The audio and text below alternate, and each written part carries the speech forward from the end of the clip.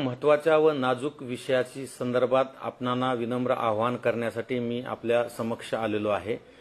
आपल्या जिल्ह्यामध्ये मुलींच्या जन्माचं प्रमाण सातत्याने कमी होत आहे आणि अतिशय चिंतेची बाब ही आहे की हे असमानता जी आहे ती उद्या भविष्यामध्ये सामाजिक प्रश्न निर्माण करणारी आहे।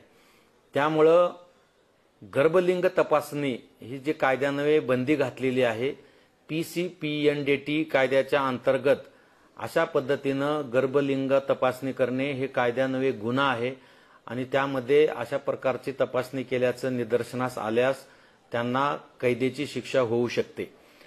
सद्यस्थितीमध्ये छत्रपती संभाजीनगर जिल्ह्यामध्ये ग्रामीण आणि शहरी भागामध्ये काही असामाजिक संघटना किंवा असामाजिक व्यक्ती यांच्याकडून चोरून छपून ट्रॅक्टरमध्ये, ट्रकमध्ये किंवा ॲम्ब्युलन्समध्ये गर्भलिंग तपासणी करत असल्याची प्राथमिक माहिती प्रशासनाला मिळालेली आहे।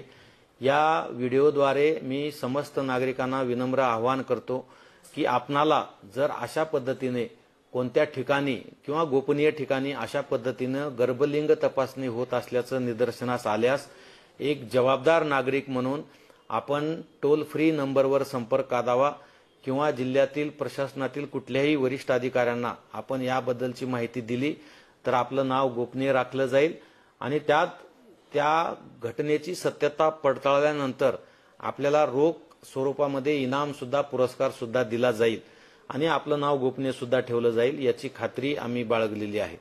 त्यामुळे आपण निश्चिंतपणे अशा असामाजिक प्रवृत्तीला आळा घालण्यासाठी समोर या।